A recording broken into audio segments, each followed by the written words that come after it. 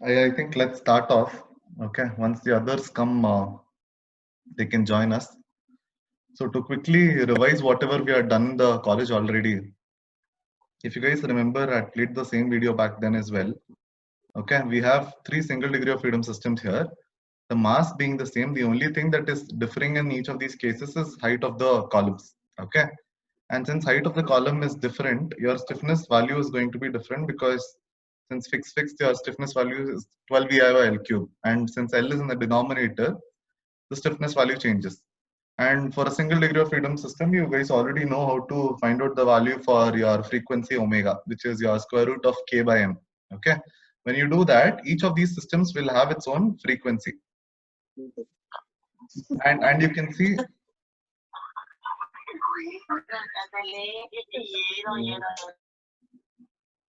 and you can see what is happening. Okay, at this particular frequency of 4 hertz, the first system is under resonance. Okay, when I say under resonance, the excitation frequency happens to match the natural frequency of the structure. So at this particular point, the displacement that this structure is undergoing is slightly more or abnormally huge. Okay, if you guys have done your dynamic magnification factor, you guys would have studied at the value of beta is equal to 1, how the value of your amplitude increases. Okay. Now, similarly, we have increased the frequency, and now the frequency is close to the resonant frequency of the second system. You keep increasing. Now, the base frequency is close to the resonant frequency of the third system. This is as far as single degree of freedom is concerned. I think everyone has joined the class now. Okay. Similarly, if we have a multiple degree of freedom system, okay, so we've seen similar models in a dynamics lab, and you guys have already taken the dimensions and the densities, and I hope you guys have already calculated the lump mass for the different models. Okay, so in this case, what happens? The first mode of vibration, all the masses are in phase, meaning everything moves in the same direction at every at certain instant of time. As you keep increasing, the first mode passes, and in the second mode, it will be two masses in phase, and the third mass is out of phase. Okay, and in the third case, everything will be out of phase with respect to each other. So here the amplitude is quite less, so it is not observable. We'll see when we do it for our structure. Okay. So what we'll do today is I told you in the class that each experiment that you have will have 4 parts. Okay. First is the manual hand calculation. Second is the software part. We'll try and do it on 2 software. So 2 parts there. And the third part, you'll have to do a free vibration test. Okay. What I mean by a free vibration test is we had this model, correct? Let me just take one video again.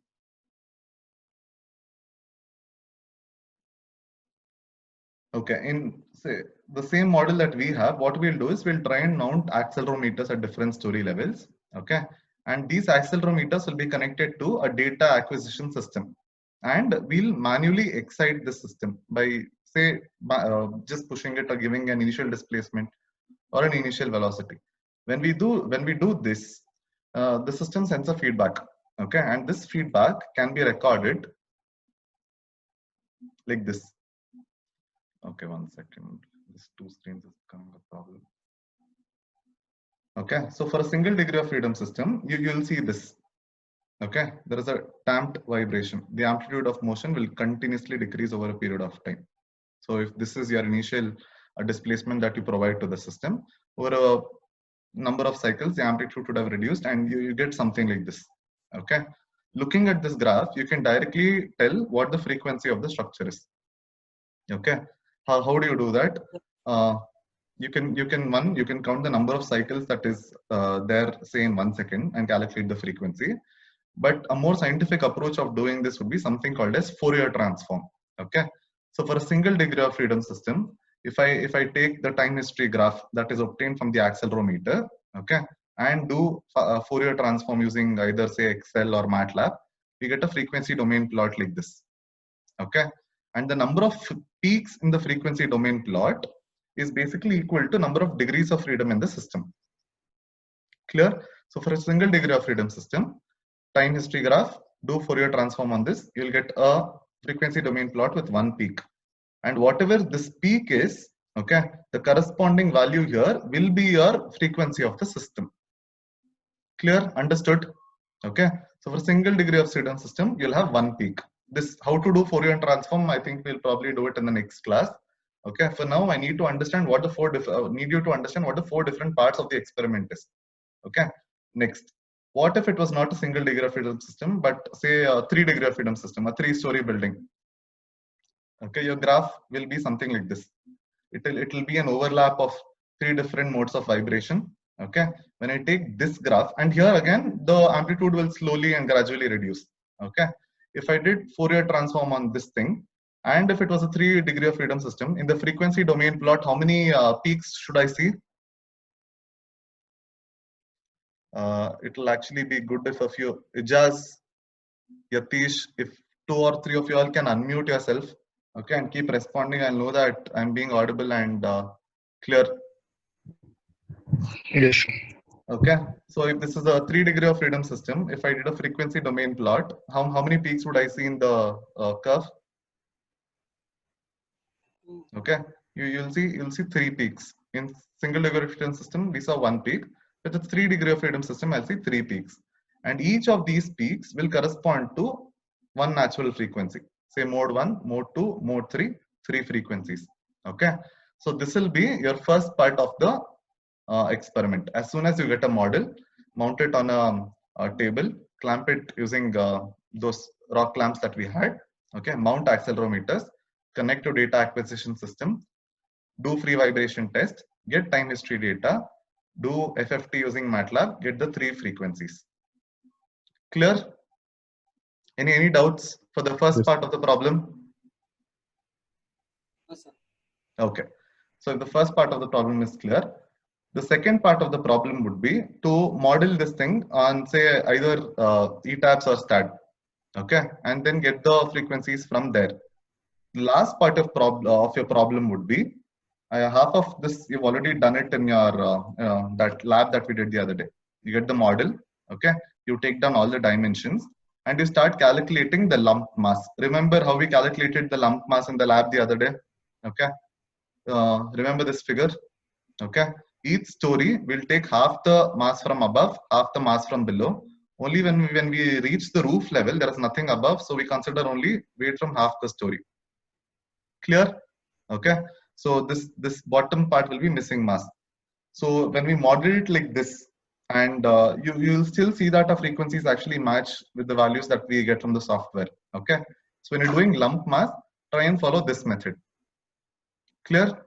So after this, how to do the hand calculation, I actually have it here, but this hand calculation part, we'll push it by a few weeks until you've finished it in a theory class, and then we'll come back. For now, during this lockdown period when you're at home, what I want you to do is finish off modeling and analysis on both the softwares. Okay, so that once you come back to college, we can keep this and the free vibration test as pending, and you can finish that part and submit your reports. You'll not waste time trying to do this part, the software part also once the college starts. Okay, now we'll today we'll try and start off with one of the softwares. We'll see how much time we have. Okay, first, which software do you want to do, STAD or ETABS? ETABS. Okay, we'll start with ETABS. So say start new model. I think everyone is familiar with this. Okay, use built-in settings, metric SI. Anything related to India, just select that. Okay, metric SI because we follow SI system. Section database. This is for all the ISMBs and ISLBs. That is the section database. That is the say India. CL codebook 800/2007. RCC codebook 456/2000. Okay. Next. If we had to model this building, let me get the diagram out here.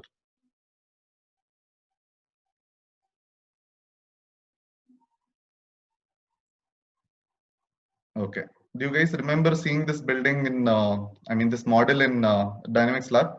Okay, I think this model had gone to Prabhu's team, correct? So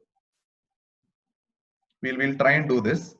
So the 3D view of this will look something like this. I've already modeled it. I'll just show it for your reference sake, but we'll do it from the scratch again. Give me 1 minute. This thing is hanging.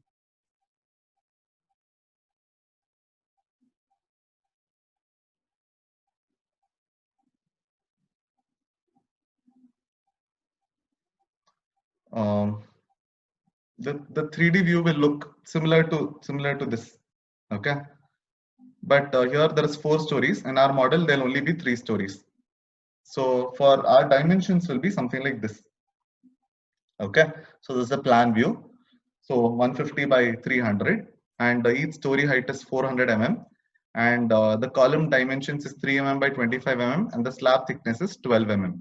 Okay, so if you had to model this thing on say ETABS, how many grid lines do we need in each direction? We need 2 grid lines, okay, in each direction, both along X and Y. Okay, and the base dimension is 150 by 300.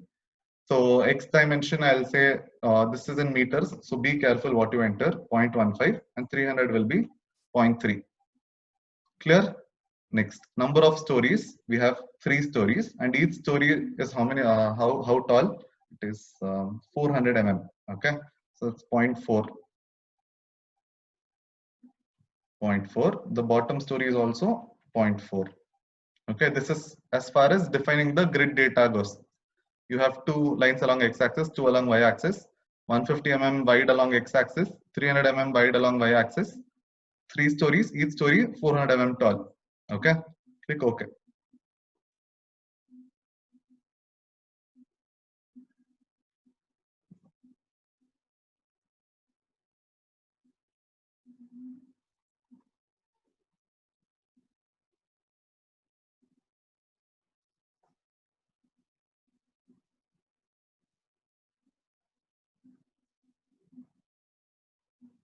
Okay, you get your grid data now. So this is the plan view, this is the 3D view. So why these lines appear to be so big is because normally when you model buildings, you do it in terms of meters. We've done it in terms of mm. So what I like to use only one modeling window. Okay, use one modeling window and disable the grids so that you can see. Disable.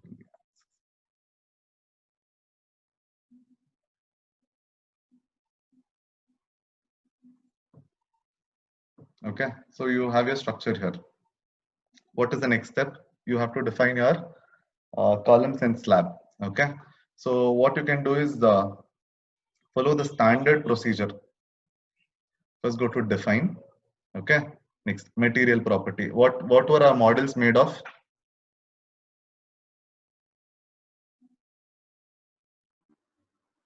Aluminum. Correct. 1 second.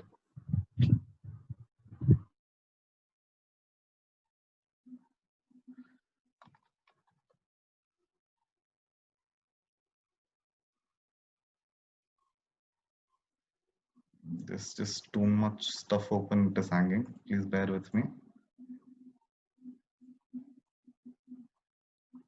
Okay, saved. Define. Define material properties. Do we see aluminum here? No. What you can do is add new material. India. Okay. Here we directly have aluminum. In case you have to model some material that is not readily available, if you have the values for your rigidity modulus, your Young's modulus, Poisson's ratio, you can say user defined and enter all the values. For now, we'll go with aluminum. Okay. We can also change the values. Remember, you guys already did the Young's modulus test on the material there, and you guys got some value for Young's modulus, correct? I think you got 60 instead of 69. For now, we'll go with 69. When you guys are modeling, you can enter the value that you guys got here. Okay. So for now, I'll use the inbuilt values. The material is defined. Okay. Both the columns and the slab was made of the same material. So no need to define any other material right now. Next, define section properties, frame sections. This is for the columns. Okay. Add new property. Okay. Our columns were rectangular in nature, correct? So select rectangle. And it'll ask you, you just have to name it. Let's call it, say, column 1. Okay. And here drop down menu, this material that you just defined, aluminum, should be available. Okay. Click on aluminum. And the shape is concrete rectangular. And the dimension for the column for our model, I think was 25 mm by 3 mm. Here, it was 25 mm by 3 mm. Okay, and enter those values correctly. So depth was 25. Okay, width was 3. Clear? So this is all. Name the column, what material it is made up of, the dimensions. Any doubt so far? Did next once the column is done, did our model have beams?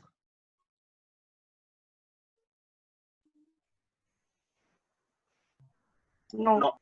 Okay, so we had slabs and the columns were directly hinged to the beams, correct? So next, let's try and define the section property for slab. Section properties, slab sections, add new property. Okay, let's, I think slab 1 was already there. We could have just edited that. Slab 1, modify.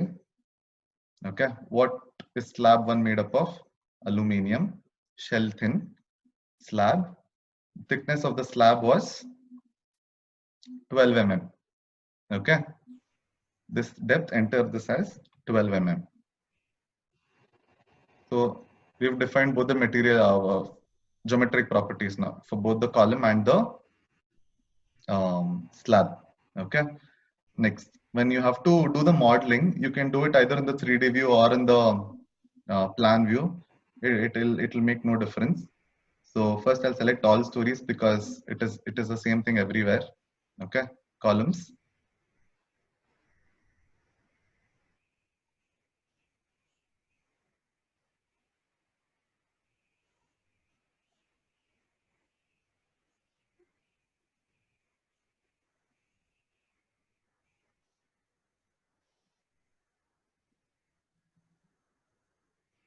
Okay, now I made a mistake. What was the mistake I made?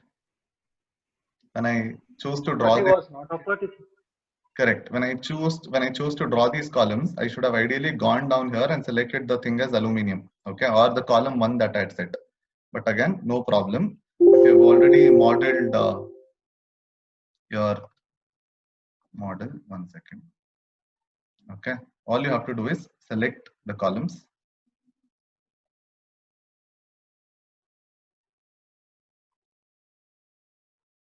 Okay, once the selection is done, or just say select all. Okay, go to assign, frame, section property. You get this. Whatever column 1 we had selected, apply. Okay, there's no problem if you forgot, and don't just delete everything and try to do everything again. If you modeled it is fine. Just go to the assign thing and do the assigning thing again. Next, select one of the plan views. Okay, say any plan view you want, and let's try and draw the column, the slab. Always try and go clockwise when you're defining the slab. 2, 3, enter. Okay. Now look at the orientation of the column. The models that were there in the lab, were the orientation of the column in the same direction as there and here? It was correct. So in case you went wrong while entering the values of the depth and the thickness of the column there, just go there and interchange the things again. Okay. Otherwise your frequencies won't match. If you interchange the values of your depth and your thickness, your columns would be oriented like this. Okay. And your frequencies will be something else because the building would be slender in the other direction then. Clear? Next, go to the 3D view. The only problem is when you select all stories and do this, there is a slab that gets formed at the base level also. Okay, so you'll have to just change this to 1 story, select this and delete this off. Okay, now in terms of modeling, the only thing that is left is to define the fixity at the bottom. Okay, select all the nodes at the bottom, go to assign, joint, restraints. You get this window, select fixed. Okay, meaning all translation and all rotations are fixed. Apply. Okay. Clear? So you've defined your columns, your slab, and your fixity of the base. Okay. Next, what you need to do is go to define. Okay, and go to modal cases. Okay, is everyone following or should I go slower?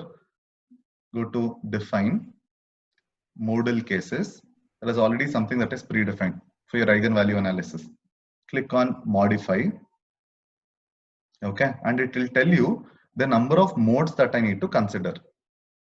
Okay, normally what we do is, for simplification's sake, any civil engineering structure, we take the number of stories to be equal to the number of modes.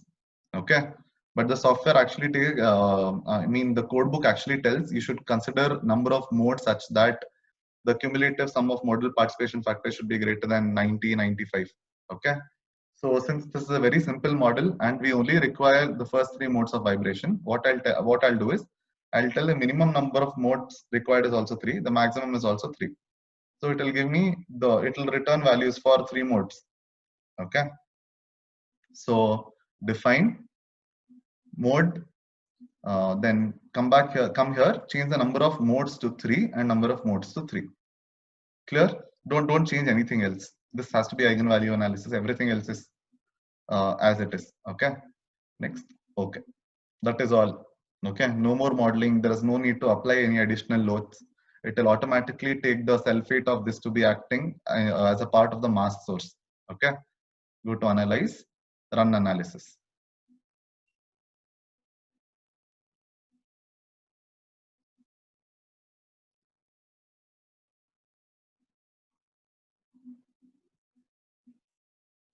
Okay, now the analysis is done. Now if you want to see the results, go to display. Okay, show tables. Click on this plus symbol next to analysis. Next to results, here there is modal results. Okay, click on modal periods and frequencies. Say okay. Okay, you get the 3 frequencies. Okay, and the 3 time periods. Now these 3 frequencies that is there is in terms of hertz. Okay, if you want it in terms of radians per second, simply multiply this with 2 pi. You'll get it in radians per second. Clear? Any doubts? ETABS, it's quite simple. Okay, and if you want to see how the building actually behaves, let me change the view to one of these elevation views. Go to elevation view, set it along.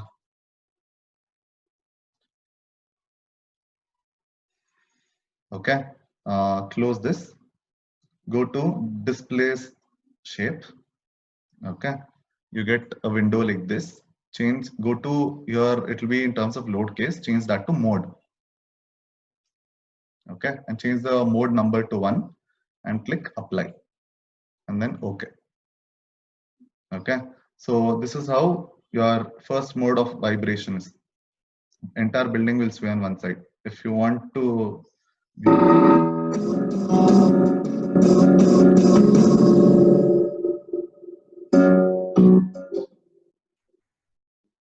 okay, can you guys see what happened? This is exactly similar to your that video that I played for a 3-degree of freedom system earlier. Okay, so for first mode of vibration, all 3 in phase in the same direction. Next, if I change the mode of vibration to second mode, see what happens. Oh God, wait 1 second.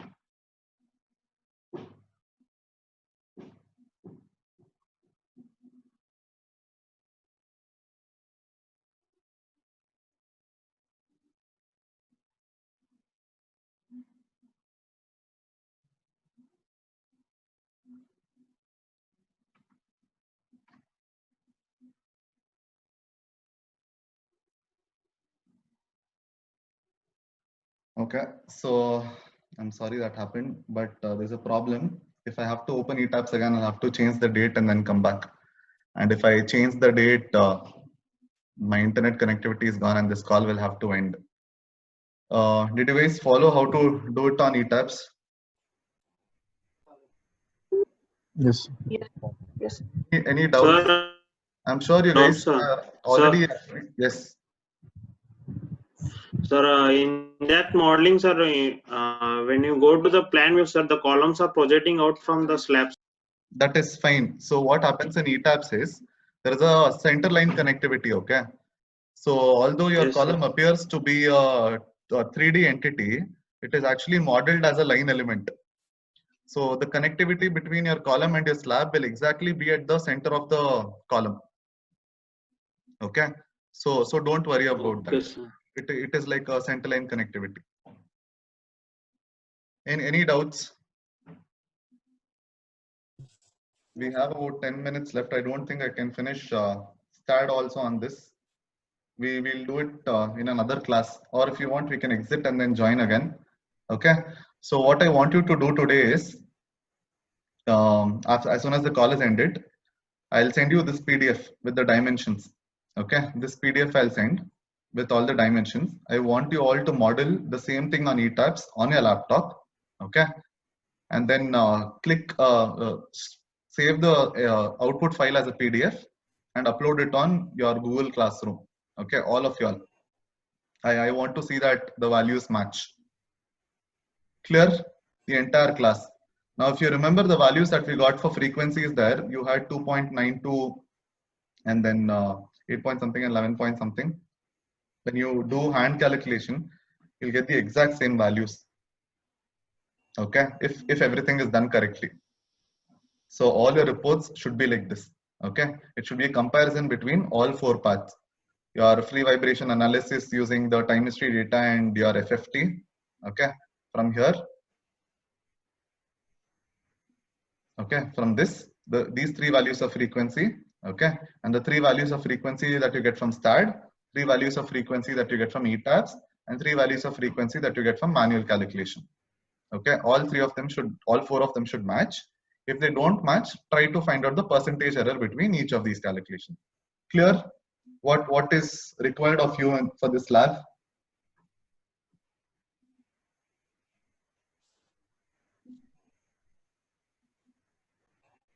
Hello, anyone? Yes. I think we'll stop with ETABS today. We'll try and schedule another session to do it on STAD. Okay, so we'll do 4 sessions like this. We've done one for ETABS. Okay, one for STAD. The third one I'll do it on MATLAB to teach you how to find out the values of eigenvalues and eigenvectors. Okay, and the 4th session will again be on MATLAB to do the Fourier transform and get the frequency domain plot. Clear? Yes. So one we can do next Friday, but I think one session we can do before Friday as well. Please let me know when you guys are free so that you guys can finish majority of the part before the college starts. Understood? Understood whatever we did today? Okay. Sure.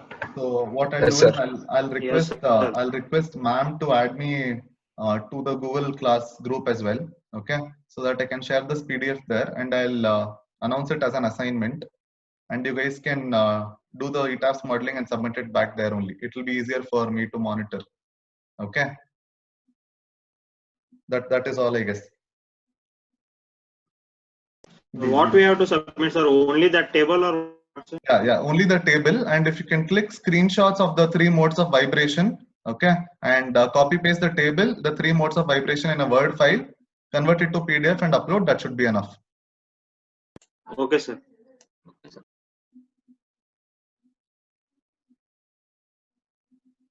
Ma'am? Yes, ma'am. You're not there in the group, is it? The No, WhatsApp ma'am. group? Okay. WhatsApp group, I'm not there. We thought we'll do this on Google Classroom, ma'am. Ivaga your assignment ಮಾಡಿ, in case they mail it, it will be difficult to monitor. So on Google Class group, if we announce it as an assignment, they can upload it there only. It will be easier for us to monitor antashte. Okay. Okay, fine. Yes, ma'am. I think we'll stop with that, ma'am. We'll do the start part in the next lab. Yeah, let them do this first. We'll Yes, give ma'am. them Yes, some ma'am. time. Yes, ma'am. Okay. After that, we'll schedule one more class. Maybe Yes. Monday or Tuesday we'll schedule one more class. Okay. Yes, ma'am. Thank you, ma'am. Thank you all. Okay, if there is any doubt, you can reach out to me. Okay, I'm ending this call now. Thank you all. Thank you. Thank you, sir. Thank you, sir. Thank you, sir.